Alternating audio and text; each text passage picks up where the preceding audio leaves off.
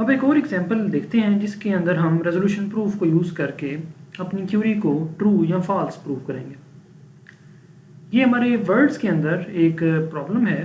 If the unicorn is mythical then it is immortal, but if it is not mythical then it is immortal mammal. If the unicorn is either immortal or a mammal, then it is horned. The unicorn is magical if it is horned. Prove that the unicorn is both magical and horned. अब ये बड़ी confusing सी हमारे पास एक natural language के अंदर हमारे पास एक लिखी हुई बात है जिसको हमने प्रूव करना है। अब सबसे पहले देखते हैं ऑन्टोलॉजी को, कि हमने अपनी इस रियल वर्ल्ड की जो हमारी ये जो बात लिखी हुई है इसमें से हमने क्या क्या चीज़ जो है वो हमने रिप्रेजेंट करनी है, या हमें क्या क्या चीज़ डिस्क्राइब करने की ज़रूरत पड़ सकती है जिसके ऊपर हम रीजनिंग करेंगे। तो हम सिंपल इन सब को सेंटेंसेस की शक्ल में लिखेंगे। यानी हमने प्रोपोजिशनल वेरिएबल्स लिए हैं, कोई ऐसे वेरिएबल्स आइडेंटिफाई किए हैं जिनको हम रिप्रेजेंट कर देंगे। जैसे यूनिकॉर्न इज़ मिथिकल, इसमें हमने वाई रख लिया है इसके लिए। यूनिकॉर्न इज़ ए मैमल, हमने एम इस बात के लिए रख लिया है। यूनिकॉर्न इज़ मैजिकल, इसके लिए हमने जी लिख दिया है। यूनिकॉर्न इज़ मॉर्टल, उसके लिए हमने आर लिख दिया। यूनिकॉर्न इज़ हॉर्न, इसके लिए हमने एच लिख दिया है। तो इस तरह से एक्चुअली हमने अपने प्रोपोजिशनल वेरिएबल्स या हमने ऐसे अपने लिटरल्स आइडेंटिफाई कर लिए हैं जो बाद में हम यूज़ करेंगे। हम वन बाय वन चलते हैं। If the unicorn is mythical then it is immortal, यानी इसको हम इस तरह से लिख रहे हैं। ये हमने प्रोपोजिशन लॉजिक के अंदर इसको हमने प्रीफिक्स फॉर्म के अंदर लिखा है। अब अगर याद हो कि यूनिकॉर्न इज मिथिकल वाई है तो हमने लिख दिया है वाई नॉट और इम्प्लाइज इसके स्टार्ट में लिख दिया है। ये बिल्कुल ऐसे ही है कि जैसे हम लिखते कि वाई यानी इफ़ यूनिकॉर्न इज मिथिकल, यानी इस पूरे सेंटेंस को हमने वाई से प्रेजेंट किया है। Then it is immortal, that implies not R क्या है जी, यूनिकॉर्न इज मॉर्टल, उसको हमने आर से प्रेजेंट किया है और इमॉर्टल इसका निगेशन है, तो हमने वाई इम्प्लाइज नॉट और, ये इनफिक्स फॉर्म कहते हैं इसको। अब ये सब कुछ इनफिक्स फॉर्म के अंदर लिखा हुआ है, यानी वाई इम्प्लाइज नॉट और। इसको अगर हम प्रीफिक्स में लिखें तो हमारा जो ये वाला इम्प्लाइज का ऑपरेटर है ये इस पूरे एक्सप्रेशन के स्टार्ट में आ जाएगा। तो हम इसको लिख सकते हैं यानी इम्प्लाइज वाई नॉट और। ये चीज़ वही है, बस इसको हम एक्चुअली ये हमें काफ़ी इजी हमारे प्रोग्राम्स के लिए हो जाता है, जो कि जो एक्चुअली जब इनको प्रोग्राम किया जाता है तो उस वक्त जो प्रोग्राम यूज़ किए जाते हैं वो इस प्रीफिक्स नोटेशन के ऊपर ज़्यादा अच्छे से एवेल्युएट कर लेते हैं। तो अदरवाइज आप इसको इनफिक्स भी रख सकते हैं। तो ये जो हमारा पहला जो हमने इसको हाईलाइट किया हुआ है सेंटेंस, इसमें हमने लिखा है कि वाई इम्प्लाइज नॉट और। अब अगर हम ये इम्प्लीकेशन वाला रूल यूज़ करें कि ए इम्प्लाइज बी को हम इस तरह से भी लिख सकते हैं कि नॉट ए और बी, तो इसके अंदर अब हमारा ये जो y है ये नॉट y हो जाएगा और ये जो b है यानी नॉट r वो वैसे ही रहेगा। तो हमने इसको इस तरह से लिख लिया कि नॉट y नॉट r। तो ये हमने इसको एक्चुअली CNF के अंदर कन्वर्ट कर दिया हुआ है कि एक्चुअली इसके अंदर सिर्फ एक ही लिटरल मौजूद है, नॉट y नॉट r, तो इनके दरमियान में एक्चुअली वो एंड मौजूद है लेकिन हमने उसको राइट नहीं किया। अब नेक्स्ट देखते हैं, if it is not mythical then it is a mortal mammal. तो अभी आपको याद हो कि हमने स्टार्ट में ये कुछ लिटरल्स के अंदर हमने पूरे सेंटेंसेस डिफाइन किए थे। तो y रिप्रेजेंट करता है यूनिकॉर्न इज मिथिकल, और ये सेंटेंस कह रहा है कि if it is not mythical, तो इसको हम y को नॉट y लिख देंगे, यानी ये हमने नॉट y लिख दिया है। देन यानी इम्प्लीकेशन आ रही है it is a mortal mammal, तो फिर हम कहेंगे कि इट इज़ ए मॉर्टल एनिमल। तो मॉर्टल जो है यूनिकॉर्न इज मॉर्टल r है, और m जो है वो मैमल के लिए हमने लिख दिया कि यूनिकॉर्न इज ए मैमल। तो हमने आर एंड एम जो है वो इसको इस तरह से लिख दिया इसी बात को। दोबारा मैं रिपीट कर दूं, it is not mythical then it is mortal animal. इसको हमने लिखा है कि नॉट मिथिकल नॉट वाई है। आर एंड एम बता रहे हैं कि आर कह रहा है कि वो मॉर्टल भी है और एम बता रहा है कि वो मैमल भी है। तो इसमें मॉर्टल मैमल दोनों लफ्ज़ आ गए, इसलिए हमने आर एंड एम लिख दिया है। तो अब हम एक्चुअली इसके अंदर को अगर इसको भी हम प्रीफिक्स फॉर्म में लिखें तो ये वाला ऑपरेटर है ये यहाँ पे आ जाएगा, और ये जो आर एंड एम के दरमियान वाला एंड है ये इनके स्टार्ट में आ जाएगा। तो ये हमने कुछ इस तरह से लिखा है कि implies not Y and R M लिख लिया है। और ये चीज़ इसलिए लिखी गई है कि जो पार्सल्स होते हैं, जो प्रोग्राम्स होते हैं इन लैंग्वेजेस को पढ़ने के लिए, वो एक्चुअली पहला ऑपरेटर देख कर ही जो है वो प्रॉपर रूटीन्स को कॉल कर लेते हैं। तो इसलिए फिर ये प्रीफिक्स नोटेशन आमतौर पर यूज़ होती है, अदरवाइज आप इसको इनफिक्स नोटेशन में भी लिख कर समझ सकते हैं। अब जब हमने इसको, इस प्रोपोजिशन लॉजिक को हमने कन्वर्ट करना है अपनी CNF के अंदर, तो हम फिर क्या करेंगे? अब जब हम अपने इसी बात को, जब हम अपने उन रूल्स की मदद से रीराइट करके CNF में चेंज करेंगे, तो ये दो क्लासेस बन जाएंगी, एक M और Y और दूसरी R और Y। तो अब हमने इन दो को CNF की मदद से कन्वर्ट करके अपने नॉलेज बेस के अंदर ऐड कर देना है। आप इस चीज़ को वेरीफाई करेंगे क्या not Y implies R and M को जब हम क्लासेस की शक्ल में लिखेंगे तो CNF के अंदर क्या एक्चुअली ये दो क्लासेस ही जनरेट होती हैं। अब नेक्स्ट आते हैं, if the unicorn is either immortal or a mammal then it is horn.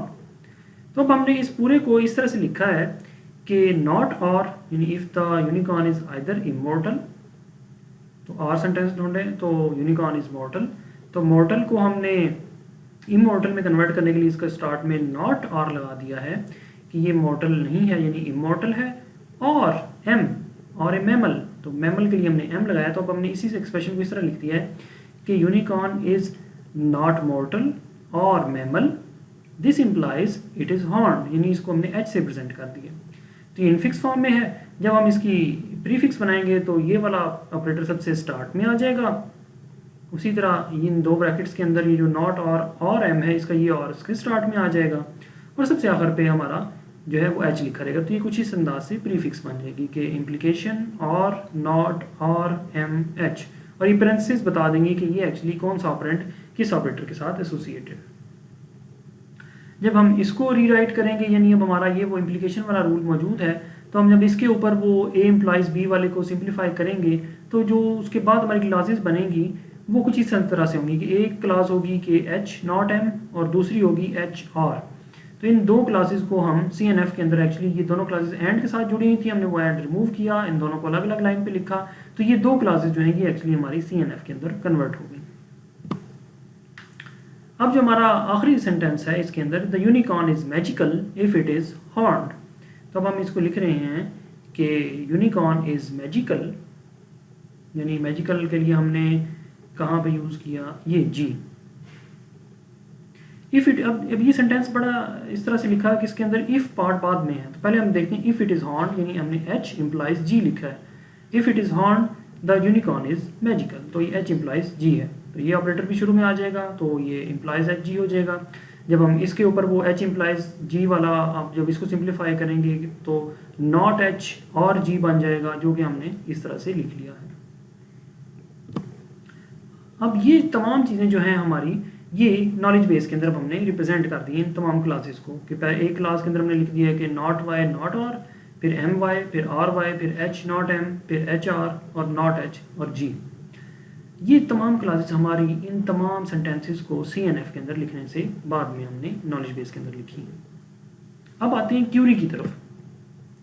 हमारी क्यूरी है कि हमने प्रूव करना है the unicorn is both magical and horned. तो हमारी गोल स्टेटमेंट जो है वो कुछ इस अंदाज से होगी कि जो यूनिकॉर्न है वो हमारा मैजिकल भी है और हॉर्न भी है।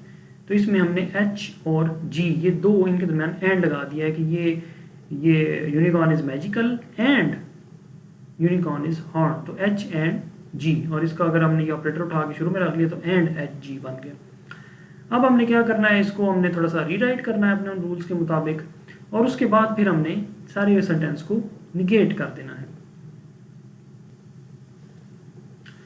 अब हमने देखा था कि हमने अपने इस सेंटेंस को एक्चुअली निगेट करना है, ये जो हमारा क्यूरी है इसको हमने निगेट करके CNF में चेंज करना है। तो जब हम निगेट करेंगे तो हमने देखा कि एंड एच जी को हमने जब निगेट किया नॉट लगा के, तो वो कुछ इस तरह से बन गया। तो वो जो हमारी क्यूरी बनी वो हुई और नॉट एच नॉट जी, या अगर आप इसको इनफिक्स में लिखें तो नॉट एच और नॉट जी ये बन जाएगी। और इसको जब हमने कन्वर्ट करना है अपनी CNF के अंदर तो वो हमारी ये वाली क्लास बन जाएगी। आप इसको खुद रीराइट करके देखें क्या वाकई ये बनती है और वेरीफाई करें। तो तो अब जब हम अपने नॉलेज बेस के साथ हम इस नेगेटेड क्यूरी को देखेंगे तो कुछ हमारा नॉलेज बेस इस तरह का नज़र आ रहा होगा कि ये नॉलेज बेस के अंदर एग्जिस्टिंग स्टेटमेंट्स मौजूद हैं जो कि ट्रू हैं या फॉल्स हैं, जो कि हमें रियल वर्ड से हमने अपने मॉडल से उठा के इस रिप्रेजेंटेशन में रखे हैं। और अब हमारे पास ये क्यूरी है जिसको हमने चेक करना है, वेरीफाई करना है कि क्या ये हमें क्या आंसर रिटर्न करती है, ट्रू या फॉल्स। तो जनाब यहाँ पर अब हम रेजोल्यूशन प्रूफ स्टार्ट करते हैं कि हम अब एक्चुअली कोई ऐसी दो क्लासेस उठाएंगे जिनके अंदर सिर्फ और सिर्फ एक लिटरल जो है उसका अपोजिट मौजूद हो। तो फर्ज करें हमने नॉट एच नॉट जी, ये किधर है हमारे पास, नॉट एच नॉट जी ये वाली चीज़, इसको उठाया है और साथ हमने एक नॉट एच और जी ये वाली क्यूरी, नॉट एच और जी, इसको देखें अब हमने वो नॉट को रिप्रेजेंट कर दिया इस सिंबल की मदद से। अब हमने इन दोनों को देखा तो इनके अंदर जो है वो जी और जी नॉट ये चीज़ एक्चुअली ये एक दूसरे का अपोजिट लिटरल मौजूद है, तो ये कैंसिल आउट हो जाएगी, तो इसके बाद हमारे पास सिर्फ नॉट एच बच जाएगा। अब हम क्या करेंगे, अब हम नॉट वाई नॉट आर यानी इस पहली क्यूरी को उठाएंगे नॉट वाई, अब हम इस पहले क्लॉज को उठाएंगे नॉट वाई नॉट आर और इसके साथ हम वाई एम को मिला लेंगे, ये वाई एम। तो अब देखें तो हमारे पास ये वाई और वाई नॉट ये दोनों कैंसिल आउट हो जाएंगे, तो पीछे हमारे पास नॉट आर और एम बच जाएगा। इसी तरह हम नॉट आर एम और आर एच को उठा के एम एच में सिंप्लीफाई कर लेंगे, एम एच और नॉट एम एच को सिंप्लीफाई करके एच में लिख लेंगे और फिर एच और नॉट एच यानी जो हमारे पास नॉट एच आया था इसी स्टेप के दौरान उसको और इस एच को जो हमारे पास आ चुका है ये ऊपर वाली क्लास को सिंप्लीफाई करने से उन दोनों को मिलाएंगे तो हमारे पास एम्प्टी सेट मिल गया। इसका मतलब है कि ये सेटिस्फाई नहीं हो सकती, कि निगेशन जो है क्यूरी की वो सेटिस्फाई नहीं हो सकती, तो इसका मतलब है कि असल जो हमारी क्यूरी है वो सेटिस्फाई हो सकती है। इसी तरह अब आप मुख्तलिफ और कम्बिनेशन को भी बना के अपनी मर्जी का प्रूफ जो है वो स्टेप बना सकते हैं और आपको एंड पे अगर एम्प्टी सेट मिल जाता है तो वो प्रूफ भी दुरुस्त होगा। अब अगर ग्राफिकल इसका प्रूफ का व्यू देखें तो हमारे वो तमाम सेंटेंसेस जो ऊपर वो हमारे क्लासेस मौजूद थी उनको हमने 1 बाय 1 लिख लिया। हमने इन दो क्लासेस को उठाया है, इनको सिंप्लीफाई किया है, फिर इस क्लास को और इसको उठा के फर्दर सिंप्लीफाई किया है, फिर इसके साथ इसको जोड़ा है और जो चीज़ काट सकती थी उसको काट दिया है, जो कि m था उसका हमने पेयर उसको ख़त्म किया है। अब हमारे पास यहाँ h बचा, फिर हमने इन दो को कंबाइन करके नॉट h बनाया और इस नॉट h और इस h को मिला के हमारे पास एम्प्टी सेट आ गया। तो एक्चुअली हमने अपनी इस क्यूरी को अनसेटिस्फाइबल प्रूव कर दिया कि ये क्यूरी किसी भी तरह हमारी जो है वो सेटिस्फाइबल नहीं है, यानी एम्प्टी हो गया, कुछ भी हमारे पास नहीं बचा।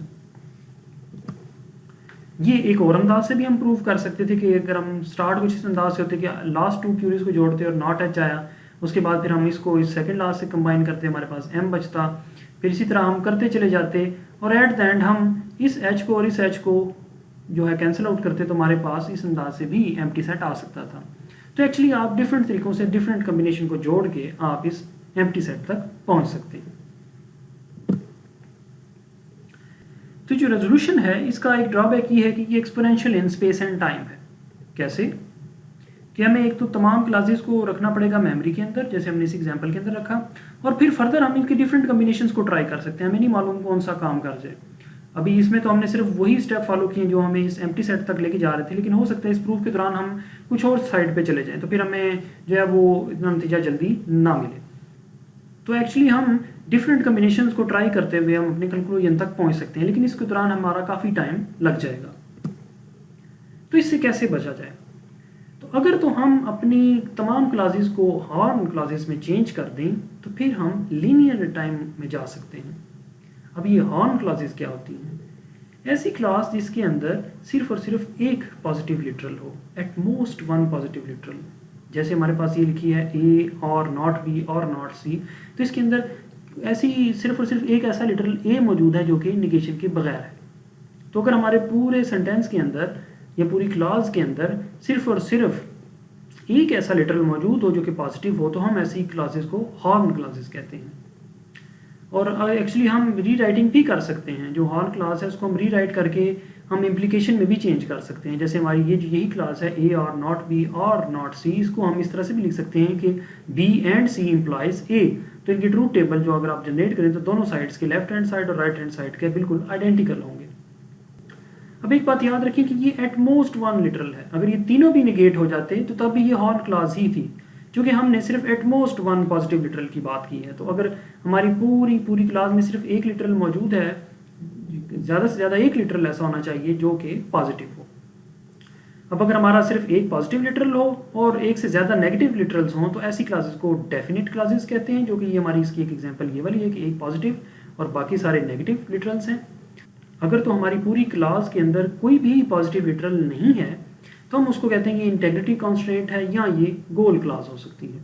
जैसे ये एक ऐसी क्लास है जिसके अंदर कोई भी पॉजिटिव लिटरल मौजूद नहीं है, लेकिन ये स्टिल हॉर्न क्लास है क्योंकि हमने एटमोस्ट वन की थी। तो एटमोस्ट वन का मतलब है कि एक या एक के बगैर, तो इसमें कोई भी हमारे पास पॉजिटिव लिटरल मौजूद नहीं है। तो नॉट ए और नॉट बी को हम इस तरह से भी लिख सकते हैं, A and B implies false, यानी A and B must be false. तो ये एक्चुअली इसको हम इंटेग्रिटी कॉन्स्टेंट कहते हैं। इसी तरह अगर हमारे पूरी क्लास के अंदर कोई भी नेगेटिव लिटरल भी ना हो, यानी हमारा जीरो नेगेटिव लिटरल है, तो इसको हम फैक्ट कहेंगे। यानी सिंपल ये देखिए ए लिटरल है तो ए को हम जो है वो ट्रू, अगर जो है वो ट्रू इम्प्लाइज ए है तो इसका मतलब है कि ए को हमेशा ट्रू होना चाहिए, तो ये एक फैक्ट है। तो अगर तो हमारी हॉर्न क्लासेस के अंदर जीरो नेगेटिव लिटरल हो तो हम उनको फैक्ट कहेंगे, जीरो पॉजिटिव लिटरल हो तो हम उनको इंटेग्रिटी कॉन्स्टेंट या गोल क्लास कहेंगे, और अगर सिर्फ वन पॉजिटिव लिटरल हो और वन से ज़्यादा जो है वो नेगेटिव लिटरल्स हों तो हम उनको डेफिनेट क्लास कहेंगे। और अगर हमने अपनी तमाम क्लासेस को इन केसेस के अंदर चेंज कर लिया है तो फिर अब हम फॉरवर्ड चेनिंग और बैकवर्ड चेनिंग की टेक्निक्स को यूज़ करेंगे। अब जब हमारी तमाम क्लासेस इन हॉर्न क्लासेस की डिफरेंट वेरिएंट्स में कन्वर्ट हो चुकी होंगी तो फिर हम फॉरवर्ड चेनिंग और बैकवर्ड चेनिंग की टेक्निक्स लगाकर लीनियर टाइम के अंदर अपना आंसर जो है वो हासिल कर लेंगे। अब ये टेक्निक्स, इनकी ख़ास बात ये है कि अगर ये इनको हॉर्न क्लास दी जाए तो ये साउंड और कंप्लीट एल्गोरिदम्स हैं। तो साउंड और कंप्लीट एल्गोरिदम्स को अगर आपको प्रॉपर्टीज़ याद हों तो ये दोनों अगर किसी एक एल्गोरिदम के अंदर मौजूद हैं तो फिर हमारी कोई भी इनकरेक्ट इन्फरेंस परफॉर्म नहीं होगी।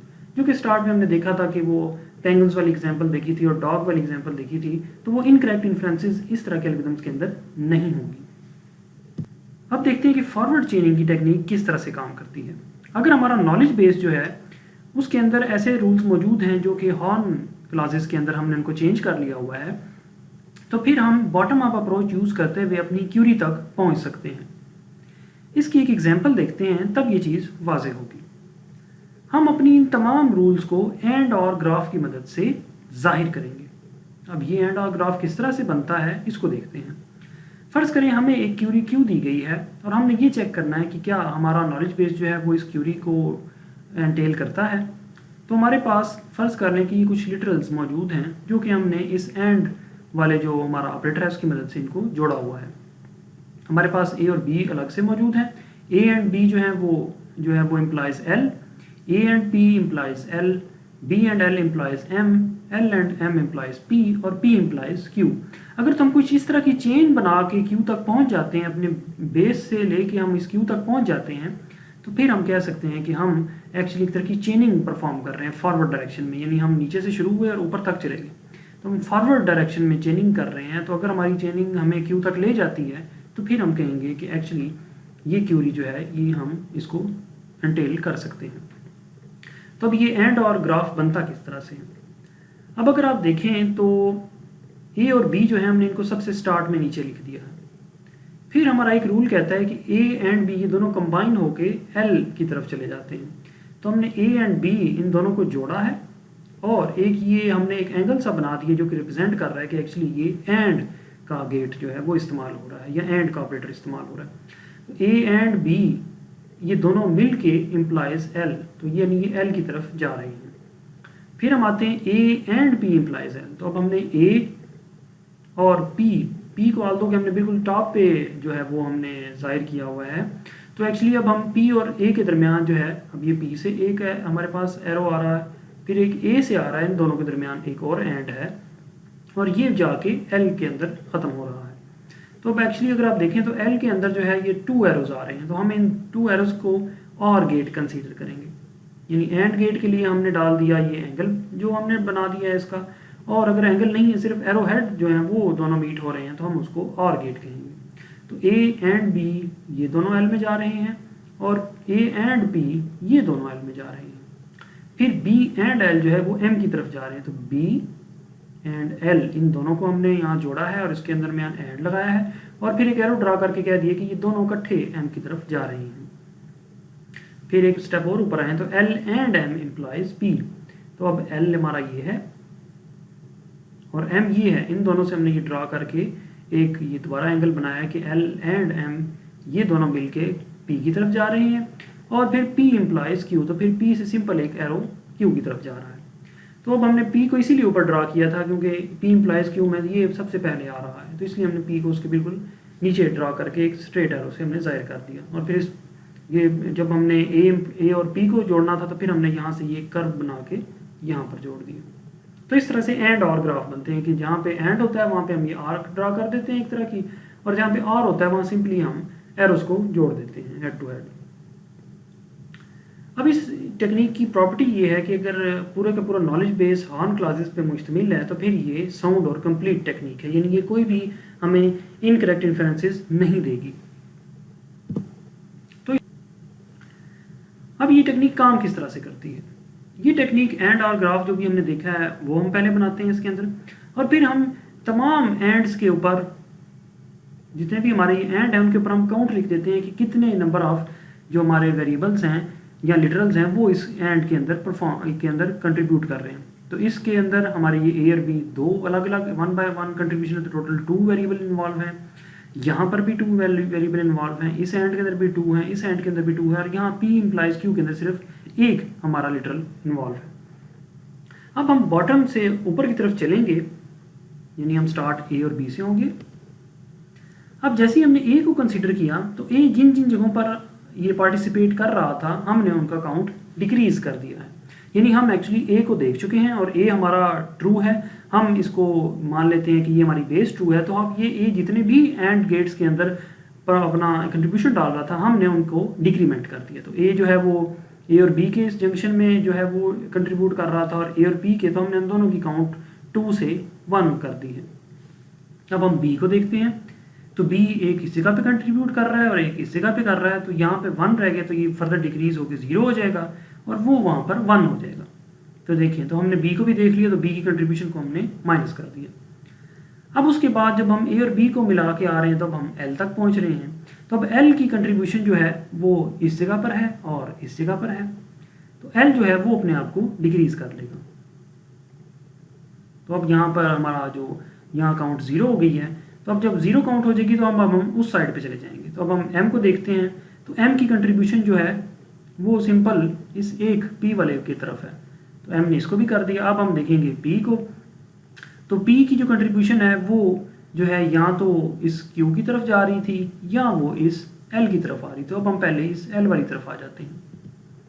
तो जब L वाली तरफ को देखा तो हमने इसकी काउंट को 0 कर दिया, तो अब L को देखा है तो L जो है ऑलरेडी सेटिस्फाइड है, तो वो फिर वापस आएगा इस P की तरफ, और P से फिर हम Q की तरफ आके इस काउंट को भी डिक्रीमेंट करके 0 कर देंगे। तो जब हमारे इस एंड और ग्राफ के अंदर तमाम ये जो काउंट्स हैं ये 0 हो जाएंगे, तो इसका मतलब है कि हमारी ये क्यूरी जो है ये एक्चुअली वो सेटिस्फाई हो गई है। हमारा जो नॉलेज बेस है उसके अंदर जितने भी हॉर्न क्लासेस मौजूद हैं वो सारी इसको एंटेल कर रही हैं। इसको एक बार दोबारा देख लेते हैं। हमने सबसे पहले एंड और ऑर गेट्स की मदद से ये अपना ग्राफ बनाया है, फिर हमने हर एंड के ऊपर काउंटिंग कर दी कि कितने लिटरल्स उसके अंदर परफॉर्म कितने उसे में कंट्रीब्यूट कर रहे हैं। ए और बी को देखें तो इस गेट के अंदर ये 2 जो हैं ये काउंट इसकी टोटल 2 वेरिएबल्स इसमें इस्तेमाल हो रहे हैं। इसी तरह इसमें भी 2 इस्तेमाल हो रहे हैं, यहाँ भी 2 इस्तेमाल हो रहे हैं, यहाँ भी 2 इस्तेमाल हो रहे हैं, और पी से क्यू की तरफ सिर्फ 1 इस्तेमाल हो रहा है। तो अब हम स्टार्ट में हमने ये काउंटिंग लिख दी है। अब जब हम बिल्कुल अपनी बेस से स्टार्ट होंगे ए को देखेंगे तो ए की कंट्रीब्यूशन जहाँ जहाँ हो रही है हम उसको डिक्रीमेंट कर देंगे। ये काउंट हमें बताएगी कि एक्चुअली अब हमने कहाँ कहाँ पे विजिट करना है। तो स्टार्ट में हम ए को देखेंगे, ए जिधर जिधर एडजेसेंट है वहाँ उसने अपनी काउंट को डिक्रीमेंट कर दिया। फिर बी को देखेंगे, उसने डिक्रीमेंट कर दिया। उसके बाद यहाँ पे ये 0 हुआ तो अब हमने इन दोनों को मिलाकर देखा कि ये एल की तरफ जा रहे हैं। तो एल को जब देखा तो एल ने अपनी कंट्रीब्यूशन आगे जो है वो फॉरवर्ड डायरेक्शन में डिक्रीमेंट कर दी है। फिर यहाँ पर 0 हो गया तो हमने एम को देखा है, उसके बाद फिर हमने पी को देखा है। पी के बाद हम जब वापस आए हैं तो एक तो हमारे पास था चॉइस है कि हम क्यू की तरफ चले जाएं या उस एल की तरफ आएँ जहाँ पर अभी हमारा ये 1 रहता है। तो 1 में आके हमने इस एल को सेटिस्फाई किया। तो एल जब हमने देखा तो जो है वो ऑलरेडी सेटिस्फाइड है कि ए बी भी हम देख चुके हैं, पी भी देख चुके हैं, तो उसके बाद वो ऊपर क्यू की तरफ चला जाएगा। तो क्यू जो है वहाँ पे भी उसको सेटिस्फेक्शन मिलेगी और वो एक्चुअली हमने पूरा का पूरा एक्सप्रेशन सेटिस्फाई कर लिया।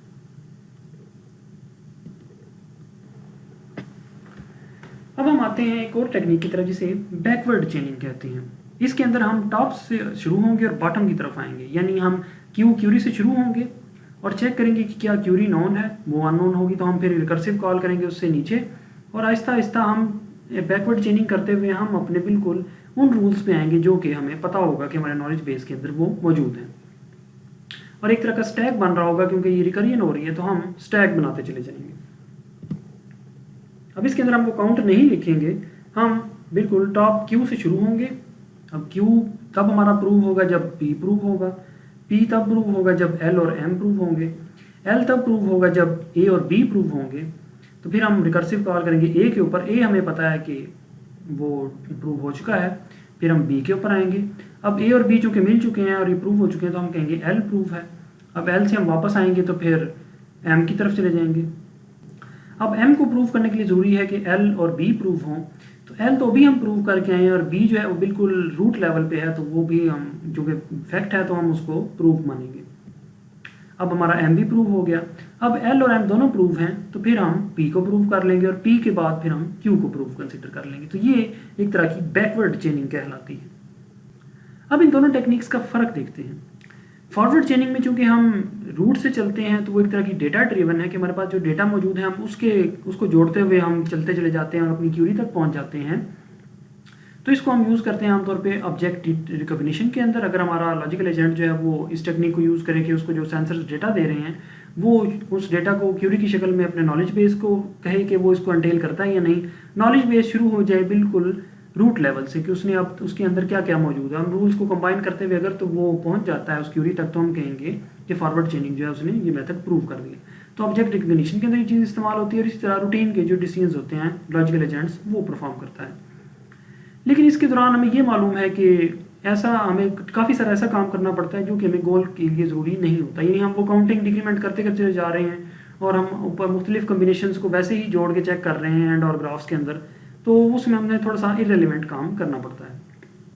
इसके मुकाबले में जो बैकवर्ड चेनिंग है वो गोल ड्रिवन है, यानी हम टॉप से शुरू होते हैं और सिर्फ उन चीज़ों को देखते हैं जो हमें गोल की तरफ लेके जा रही होती है। यानी अगर हमारे जो लॉजिकल एजेंट है उसको ये क्यूरी है कि वेयर आर माई कीज़, तो वो अपने नॉलेज बेस को देखेगा, नॉलेज बेस को पता है कीज़ क्या हैं, वो पहले कीज़ को देखेगा वो कहाँ कहाँ हो सकती हैं और एक्चुअली वो अल्टीमेटली उन जगहों पर पहुँच जाएगा जहाँ पर कीज़ मौजूद हैं और उसको वो प्रॉब्लम सॉल्विंग अप्रोच यूज़ करते हुए एक्चुअली अपना गोल मिल जाएगा। अब बैकवर्ड चेनिंग जो है इसका एक फ़ायदा ये है कि इसकी कम्प्लेक्सिटी काफ़ी कम होगी, यानी ये लीनियर साइज से भी कम हो सकती है क्योंकि हम सिर्फ रेलिवेंट स्टेट्स को जो है वो प्रूव कर रहे हैं। अभी तक जो हमने प्रूव मेथड देखे हैं वो रेजोल्यूशन के ऊपर बेस करते हैं। हमने फॉरवर्ड और बैकवर्ड चेनिंग की टेक्निक्स को भी देखा। अब हम दूसरा मेथड है प्रूव का जिसे मॉडल चेकिंग कहते हैं। इसके अंदर एक्चुअली हम एक पूरे फार्मूले के अंदर ट्रू और फॉल्स की तमाम वैल्यू को असाइन कर देते हैं और एक तरह की ट्री सर्च करते हुए हम अपना सोल्यूशन फाइंड करते हैं। अब हम इन मॉडल चेकिंग के एल्गोरिथम्स को देखते हैं। मॉडल चेकिंग के अंदर जो एफिशिएंट एल्गोरिथम्स हैं उनकी 2 फैमिलीज हैं। एक जो है वो complete back tracking search algorithms हैं जिनमें से एक DPLL एल्गोरिथम है, जबकि दूसरा इनकम्प्लीट लोकल सर्च एल्गोरिथम है जिसे हम वाल्क सेट एल्गोरिथम कहते हैं।